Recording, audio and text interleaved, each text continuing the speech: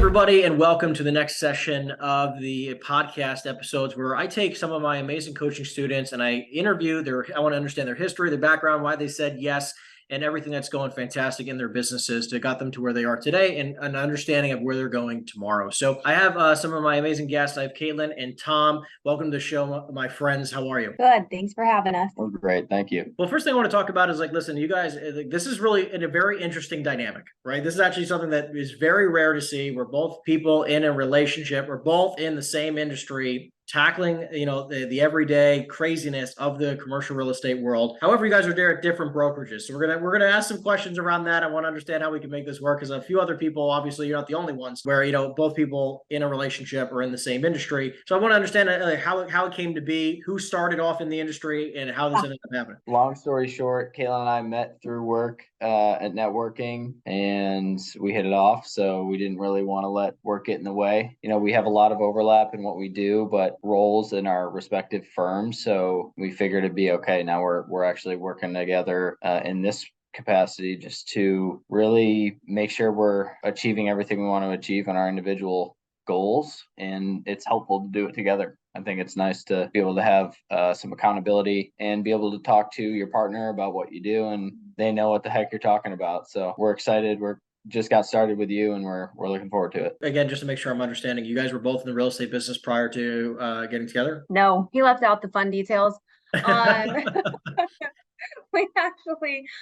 have been in business development for the past, 7 years or so. And I decided to get into real estate sometime beginning of last year. And we met 2 weeks before I actually started at a networking event. Cool. He was like, yeah, sure. Let's get drinks and I'll teach you about the business. And here we are. Now we're engaged. So now she knows everything that I know, and there goes my value.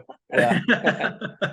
I love it. Well, listen, I wanted then, kind of, speed things up a little bit and understand how, at least for both of you, obviously you have different stories here. I'd love to hear, Tom, your take on your first few years in the industry, as well as Caitlin, your first 12 months in the industry, and kind of understand what kind of struggles you had to work through, and kind of what your philosophies are in the commercial world. So I'm at CBRE. I've been here for, it's 2023. I think that puts me at 5 years in October, November. I was at Newmark for a year and a half before I was doing office, essentially strictly cold calling on 10 rep business. I dug up a few large deals that got the attention of the local players here in the industrial world, and the CBRE industrial team was growing. So there was an opportunity for me there, and we've been full steam ahead ever since. I joined just before COVID, and as you know, industrial really exploded then. So we've just been in a full sprint, and this year it's kind of cooled off. We've seen that plateau happen. So we are back to the pre-COVID practices and just trying to get back to standard practices, cold calling, prospecting. So, wanted to get back to the fundamentals and learn all the good tactics. And Caitlin, how's the first year in the field been? It's been challenging, that's for sure. I mean, I came from a career with a lot of extra benefits, and it was, your income did not depend on the work that you put into it. Obviously it did, but you were capped at a salary. You weren't going to make more than you're already going to make. It's been difficult, I would say. The cold calling is a new thing for me, because before it was just building relationships. Yes, there was some aspect of cold calling, but I had spent so long building my network in the construction industry that it was more referrals and relationships. And then coming into I guess you could call it more of a boutique brokerage, as opposed to where Tom is at CB, without an existing portfolio in Tampa. I've been having to do a lot of cold calling and putting myself out there just to try and figure out what the hell I'm doing. It's been a big learning curve. And I guess I came in now into industrial when everyone's like, oh, it's just getting back to normal, which kind of sucks. I wish I started 5 years ago, but it's been good. I mean, I feel like if I make it through this, and if we have, we don't know what's going to happen, but if it's a little bit of a slower time, I feel like, if I can handle this, then I can move forward and be good. Yeah. Have a successful career in brokerage. I agree with you more, right? This is the best time to get in the industry, because if you can make make it through the next 2-3 years. I mean, you're going to crush it when things Yeah. because I know you guys keep bringing up the word cold calling, right? You guys keep bringing that up, and obviously not a lot of people love it, but it sounds like you guys have gotten, pretty damn committed to doing it and getting good at it. So I'm curious what your philosophies have been, since before joining the program, and then now afterwards with the everything you've been learning, as well as just sort of like how things have been going. Sure. I mean, I think it's great. It's a good, the program itself is good to keep us accountable. I think it was probably on Monday of this week. I have a lot of internal calls on Mondays and I have to be in the office. And Tom said, well, just set your week up. You got your calls, make your calls. So it's been good in that aspect. I think it's helping with some of the challenges and struggles that I get with you're calling these people and they don't want to really talk to you most of the time. You get a lot of objections, but I think, I'm learning more as we do it and actively cold calling. It's becoming a little bit easier. So you have the bad calls where people hang up on you and curse at you, but there's a lot of nice people out there. It's a good reminder for sure. And Tom, what about you? My problem originally was consistency. And back again when I was at the smaller firm, I mean relatively smaller firm, I was doing 75 to 100 calls a day. And that was the majority of my day. That's really my only task. I didn't know anything about transactions. I didn't really know anything about the business. So there were no distractions, so to speak. Now we service a large pipeline. We have a ton of clients. There's a lot of things that can get in the way of my day-to-day, in the way of prospecting and servicing a pipeline or really building a pipeline. So the course was meant to keep prospecting top of mind, make sure that I'm holding myself accountable. It is really helpful that we're in the same place and we can ask each other. On top of having you and having our Wednesday calls, we have each other to say, have you been doing it? How are things going? Bounce ideas off of each other. So that's actually been a great benefit. But yeah, it's accountability and consistency are the two things, the two takeaways really. Yeah, I love that. So I'm just curious, like what made you feel like why was coaching important to both of you? For me, I've never really had it. I've got a really good team behind me and I've got a great support system, but everybody has got so much going on that it's tough to constantly be asking questions without them being like, all right, we got a job to do too. So that's for me why it was important. I just figured, getting a little bit more insight from someone who has been doing it and who's been successful at it, I figured was just something that I needed. Yeah, mine was providing the right value to my team. My team, again, it's the CB pipeline. We were servicing a lot of clients. My value as a younger member on the team was to create new business. So the way to do that is obviously digging up deals. I can only do so many boots on the ground door knocking, and a lot of that time is inefficient. Rather, my time's inefficiently spent doing that. So as reluctant as I might have been originally, now it's definitely shown itself already early on in the program that cold calling's effective and it's the most efficient in terms of time, and feel like as long as you keep doing it and get those reps, you're going to get better at it, and we'll get better at it and we'll be more effective. So just staying with it really. We've blocked out times on our calendars.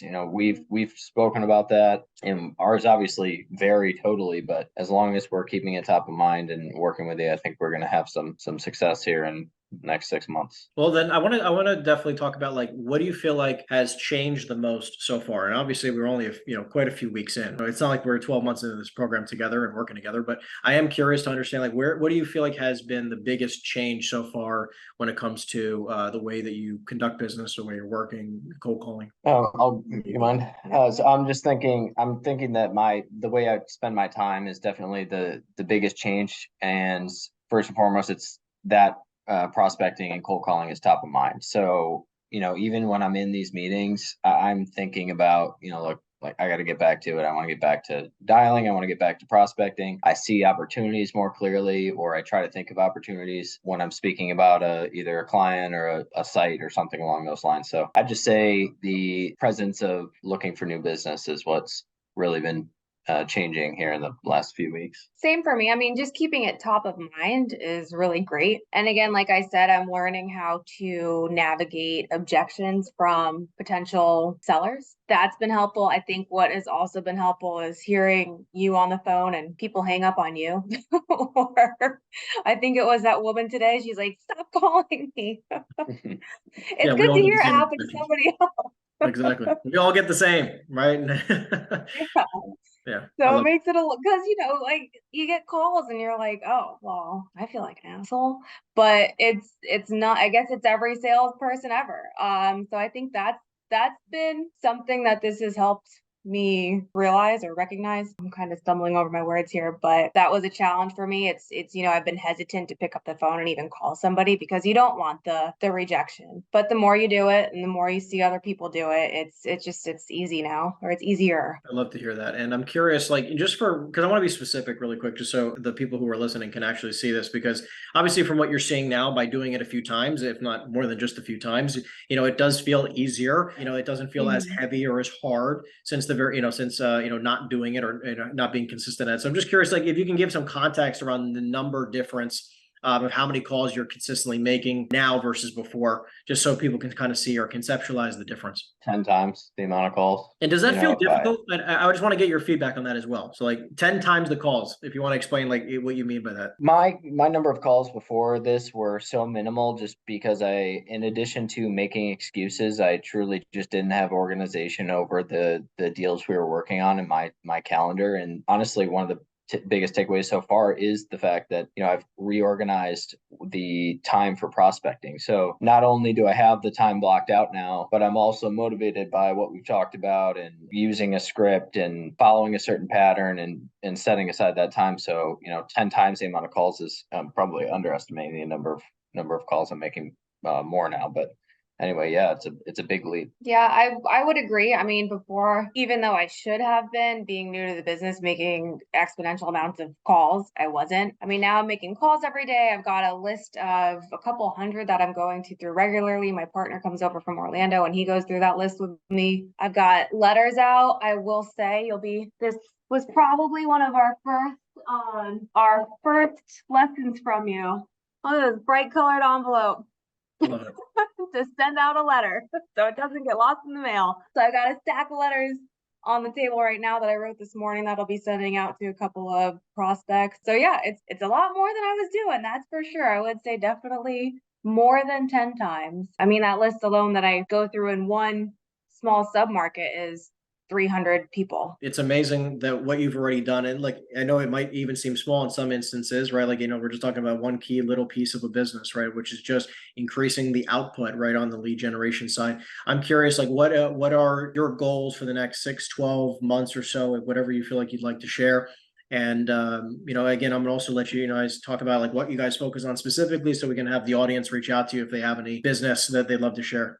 Sure. So goals, I'll obviously keep it high level, seeking a couple multi-market opportunities. There's a lot of projects we have going on in Florida that I'm the one leading the calls on and the prospecting on. There's, if they aren't the right fit for that project, then they're the right fit for something else that we do, or something else that I can pursue on my own, maybe from a tenant perspective or an occupier perspective. So those are my goals, are to really nail down a couple big opportunities. And I've actually had some great follow up with one of those today. So I'm eager to get back to that and make sure I'm staying on top of that one after we speak. And then I'm sorry, your other question. Yeah, so I'm just saying, like, if you have any, like, what kind of production goals do you have, and then, like, if we'll dive into the referral part of it afterwards. Yeah, that's essentially it. My goals are essentially driving any new business that we can bring into the West Florida industrial market. And again, I'm not going to name names, but there's a couple targets that I'm going after now that I think have some real legitimacy to them. And you'll probably be able to hear an update from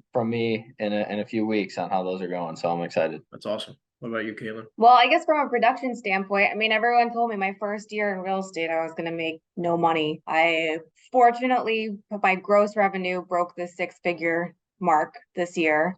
That's my first year.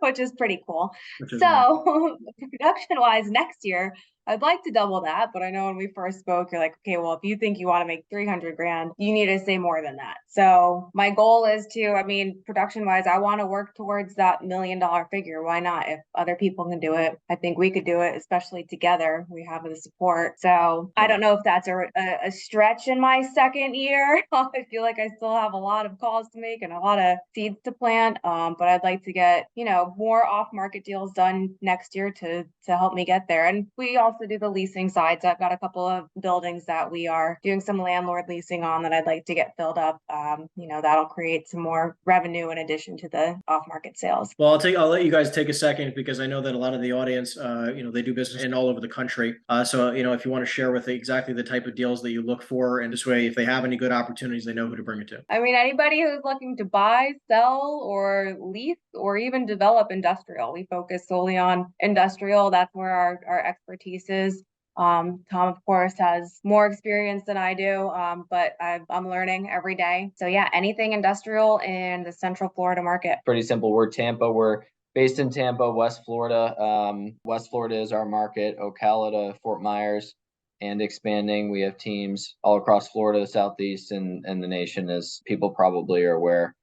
We work very closely with the other folks in Florida, and we have a bunch of new product and projects going from Ocala south through Fort Myers. So if you're looking to get into Florida, whether it's on the development side or leasing or moving an operation here, you just want to hear more about the market, then please reach out. Sounds We great. have a dog crying here. And then last but not least, I'm always curious to get people's feedback. For somebody who's watching this and whether they're brand new in the business or they're a few years in and they're struggling to make up their mind about mentorship and coaching, what would you have to say to them? I would say just do it, because if you don't start now, you're going to be a couple years down the road and you're going to be like, man, what have I been doing for the past few years? It's been helpful for us. It pays off if you're willing to put in the work early. You have that entrepreneurial mindset, and again, you're willing to put in the work, then it's a no-brainer. They told me this, and it still holds true. 3 to 5 years of a grind, and obviously continues after that, but something clicks in that window and you figure it out, and then it's smooth sailing. The work is the work, and it always will be, but you get what you're doing and you can really execute. So if you're thinking about getting into it, then definitely do so, and absolutely look for a mentor that's in the business. Try to find a mentor that's close to you, maybe has just gotten started, and try to find somebody who's maybe 10, 15 years down the line. And another big piece of advice that I got that I agree with is that if you're looking for a mentor, definitely don't find somebody that's in your office. I mean, you want to be able to have a candid conversation with somebody about what's going on, maybe in your team or in your office. So look outside of that. It can be in the same company. They can understand your company dynamics. It could be another state. Doesn't matter. Just look for somebody a little bit on the fringe there. Well, listen, I just want to say thank you for being on. And again, for those of you who are watching and come across any opportunities deal-wise in the Florida markets in regards to industrial assets, Tom and Caitlin are fantastic assets for you guys to get in touch with. So you guys can to fully take advantage. All their contact information will be down below. You'll be able to find them, follow them, connect with them down in the description down below. So please do so. Tom and Caitlin, thank you so much for your time. We appreciate it, and we'll see everyone in the next episode. Thanks, everyone. Thank you, Henry. Thanks, Henry.